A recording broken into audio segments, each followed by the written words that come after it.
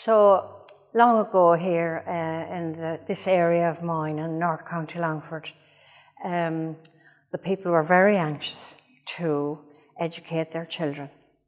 And to do that, they had to move from place to place, usually in a hole in the side of a hill or under a hedge. And the first one that we know about was in Clonback, which is only a few miles up the road. And some famous people were educated there. Bishop Bernard O'Reilly was educated there by Master Mulligan. And Master Mulligan was succeeded by a Master McNerney. After that, there was a national school built on the site of that hedge school. Then it moved down the road to a place called Ballyduffy. And it was in the home of Father Peter O'Connell. He was a native and he was the parish priest of Dromard at the time. He was a teacher, and later he taught in the old Dromard church at the top of Dromard Hill. So they moved around quite a bit, of necessity.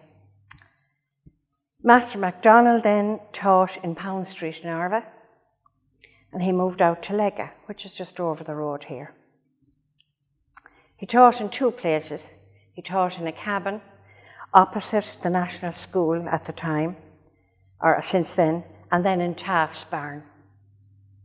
He was a great teacher and a good man. Everybody loved him and remembered him fondly. Larry Duffy was the man who succeeded him. He was a native of Dromard. He taught in Peter Philip Masterson's barn, which still stands in Fermala, which is just down the road here, down in the valley. So he held classes in people's houses during the winter because it was more comfortable and warm and dry. He died in the barn in which he taught, and he was the last of the hedge school masters. So after the hedge school masters, we had a string of priests who were appointed by the bishop to hold class in Latin and Greek and English. Maths weren't so important, but they were taught on Saturdays by usually lay people who came in to teach. So the first man was Father James Duffy from Ahaga, just over the road.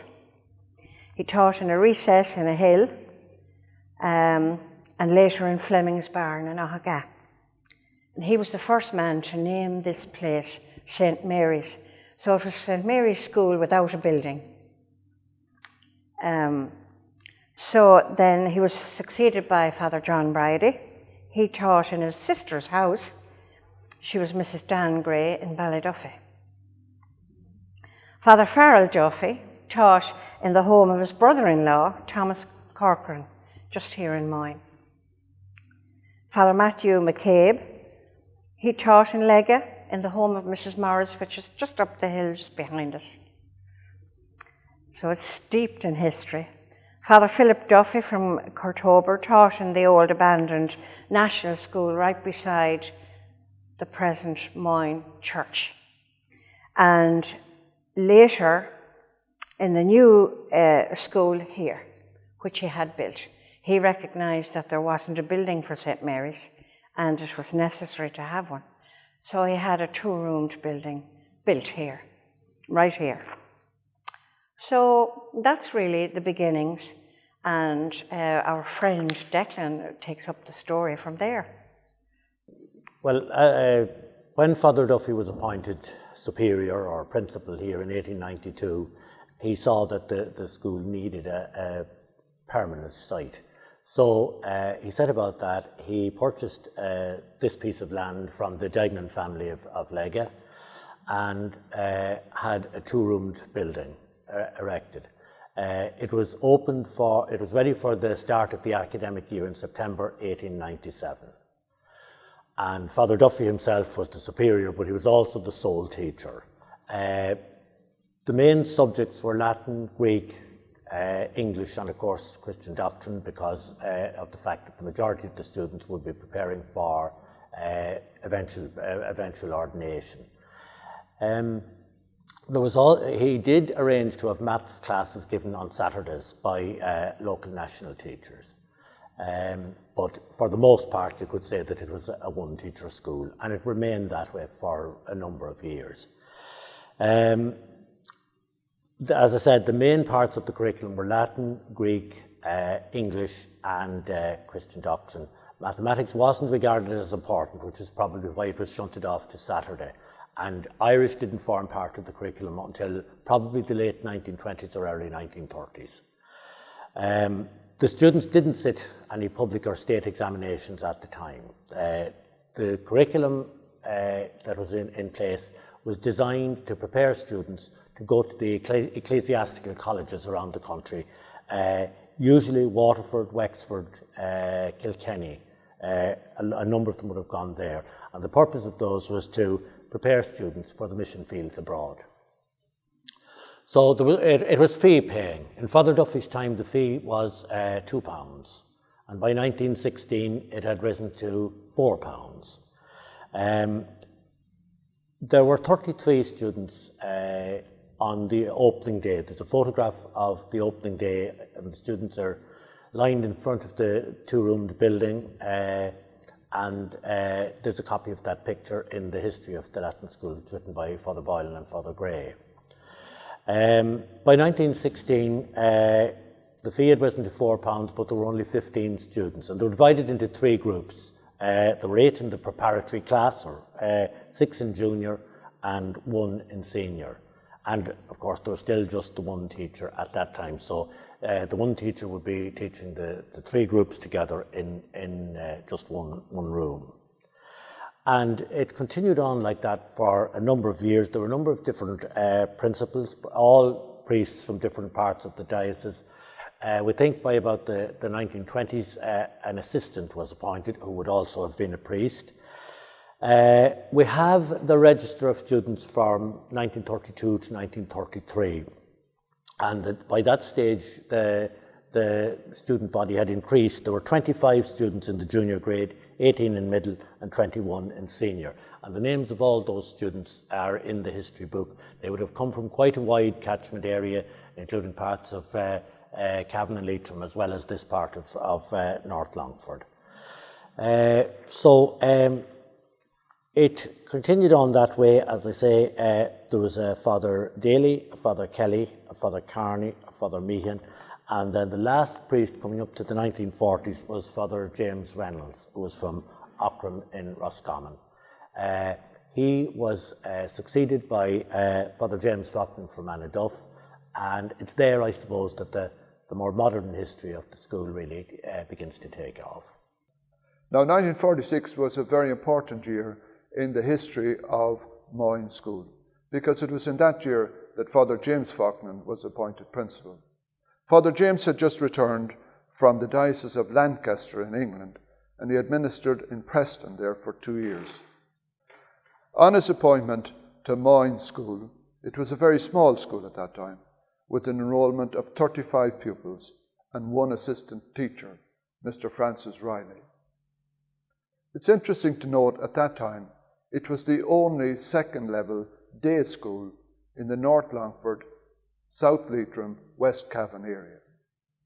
Now, under Father James's leadership, they had been agitating with the Department of Education to get sanction for the school. They'd been turned down on at least one occasion for that, because the department contended that the school was too small and that it needed to grow in order to be recognized. And they did make moves to that effect, and it had been intimated to them by the department that if they could get another classroom, that they might get recognition. And Father James went about doing that, and he used his many skills to fundraise and build, etc., etc. And in 1949, they did get recognition for the school from the Department of Education on the erection of an extra classroom. As I said, Father James was a multi-skilled man. He was a science graduate himself, And he taught science for a time, and he taught maths. Maths was his main subject, but he taught a whole range of other subjects as well. But in addition to that, he had many other skills. And a lot of the furniture around the school, he made it himself. And he used his science background and engineering to get water into the school. At that time, there was no running water. And he organized to get a reservoir built, and they got gravity flow water into the school here in the early stages. As I said, 1949 was an important year because it got a Department of Education recognition in that year. And then in 1951, another classroom was added to the school. As student numbers increased, not dramatically, but steadily in the 1950s, you had further appointments to the school. Father Patrick Lane joined the staff in 1951, Father Michael Killian in 1953, and Father Philip Magee in 1954. Now, Father Phil Magee was a very important figure in this community, and he served in this school for all of the remaining time and became the first principal in the community school when it opened in 1974. And he replaced Father Faulkner as principal here in 1970. Father Faulkner transferred into St. Mel's College, where he became president at that time.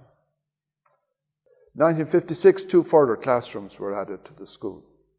And student numbers, as I said, were increasing steadily and had now reached 100. Father Pather Lavin joined the staff at that time. Further appointments were made in the late 50s, early 60s. In 1958, Mr. Mel Murta joined the staff here. He spent 4 years here, and then he went transferred into St. Mel's College and had an illustrious career there and became the deputy principal before he retired. The stories are legendary about Mel because he was supposed to be a very well-organized and a great teacher, and all those who were taught by him are fulsome in their praise of his capacity to impart knowledge. Father James Bland joined the staff here in 1959. He spent a while here in the school, and he too transferred to St. Mel's College and became the president of St. Mel's subsequently. Father Daniel Kelly came here in 1959, and he remained in the school on the teaching staff until it amalgamated and became the community school in 1974. And Mr. Sean Riley joined in 1962, and he too served out for the remainder of the school's existence. That takes us up to the mid-1960s. 1967 was a very important year in the history of the school, and indeed it was an important year in the history of education in Ireland, because in 1967, the then Minister for Education, Mr. Donogh O'Malley, introduced free second-level education and free transport to school, to secondary schools. This had an immediate impact on the school here and indeed on a lot of the second-level schools throughout Ireland. Because with the introduction of free transport and free education, it opened up education to a wider number of children. And the numbers increased dramatically to 150 in a very short time.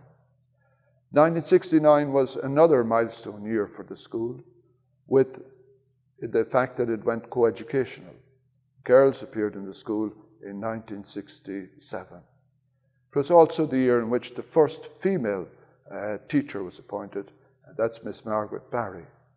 Another teacher who joined the staff here at that time was Mr. Benny Nerney. Mr. Benny Nerney spent a number of years with us here, and then he transferred into St. Mel's College. And like Mr. Mel Murta, the stories about Benny are legendary. He was an excellent teacher, worked really hard, and like a lot of other teachers, he was very versatile. And Latin, I recall, was one of his subjects, but as Latin was phased out, he had to reinvent himself, if you like, and he became a German teacher as well as geography. And Father Dan Kelly was a similar situation. his main subject was Greek, but as Greek was phased out, he had to go and learn French, and he spent many summers in Paris. And again, the versatility of teachers was always to the fore. Well, the extraordinary unique thing about this school, I mean, the schools are all over the place, but it is unique in a number of ways. First of all, it's on the side of the road, the middle of nowhere, towns far away from it. And to find a secondary school in a situation like that, there had to be something unique about it. And what was unique and absolutely amazing about Moyne was the amount of priests who started here, got their first bit of education, and who went on to the various clerical colleges, mainly in the south of Ireland, Waterford and Kilkenny and Carlow and Thurles and so on. And the book that was written there in the 1970s tells the whole story, and 560 priests over a period of 100 years, 560 started their education here. So that was an average of 5 to 6 per year for 100 years. And I mean, there was years when as many as 10 and 11 fellows were ordained who started here. Now, when you consider that I think there's only about 6 or 7 priests, or the makings of priests in Maynooth at the moment that will start in a given year, it was incredible. But even up to the 1950s and 60s, it could be 5 or 6. So where did they come from? Well, largely came from County Longford, although a good lot came from Leitrim as well. But about 370 of that 560 came from County Longford. Now, within that, the parish of the Mard, it was really the Vatican of Ireland, because 170 priests were ordained in the parish in a period of 100 years. So you're really talking about 2 per year over a 100-year period. 170 priests from a little parish of the Mard. And of course, that gave the parish a famous name because people used to come down to drive through the Mard because the priests went abroad, they sent home money, and nearly everybody had a 2-storey house in the Mard. That's what was reckoned. And people used to drive around, you know, when they had cars, by them talking about now about the 1950s or 60s, to see all these wonderful 2-storey houses built with money coming from the American priests. Where did they go to be ordained? As I said, mostly they couldn't get to Maynooth. Well, certainly after the 1920s, you wouldn't get into Maynooth. You'd have to be in St. Mel's or the Austin College. So most of them went then to these St. John's and Waterford, Peters and Wexford, and so on. All Hallows. The biggest number of all went to All Hallows in Dublin. The next biggest cohort went to America and were ordained in America itself, because the American bishops were short of priests, and they funded their education in these colleges, because the people here are very poor. I mean, it did take money to put a fellow through a college for 5 or 6 years. Now, where did they go to in America? Well, strangely, they didn't go to the places where the Irish were. Very few went to New York or the East Coast at all. The biggest lot of them went to the central states of America, Illinois, Iowa, Wisconsin, places, Lord God, people had never heard of here. Kansas, Missouri, Mississippi. A lot went to California. And it was the connection with bishops, I would say, that drew them there. But they largely didn't go to the areas where the Irish were emigrating to. And they set up churches and all that sort of thing. And they came back occasionally, but they sent the money more than coming back. Strange thing, because they were relatively well off. And I suppose the big attraction about the priesthood at that time was that it was a good job. You know, there weren't many jobs where you'd have a wage or a salary at all. Now, apart from America, they did go to other countries as well. They went to Australia, South Africa, England. Very few, as I say, in the early stages, yes, they the ministered in Ireland.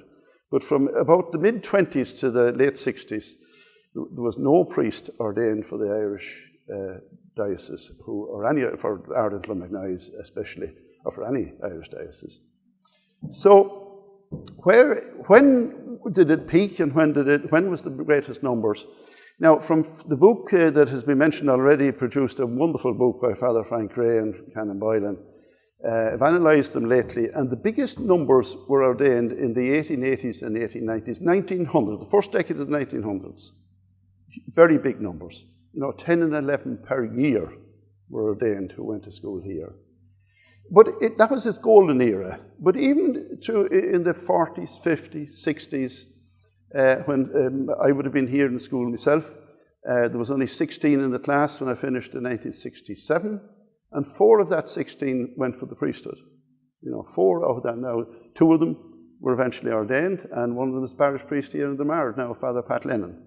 And the other is Father Mickey Kieran, who's in Sacramento in California. So even at that time, it was expected, or well, not expected, but they were suspicious, or suspicious isn't the right word, but they expected you would be going for the priesthood. Now, some of us, you might in first year, but by the time you were about in third year, you had other things in your mind, you see. So that was the end of the priesthood.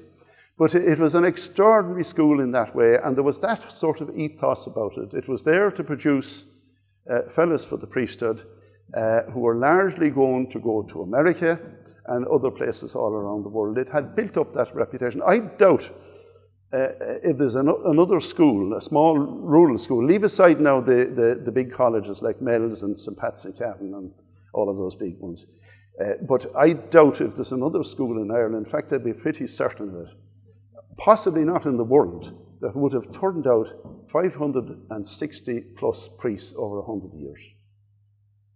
No, it's just to explain maybe where the seed or the seed was sown about this project in the beginning. We were just talking here as a group of what we could apply for under the Town and Village Renewal Scheme back, I think it was about 2 years ago. So we're actually out here at the main shed, and there was a few of us there, and somebody said, wouldn't it be great to tell the story of the history of learning in North Longford, and especially with the Latin school here. So then this was on a Saturday, and the application had to be in by I think it was the following Friday.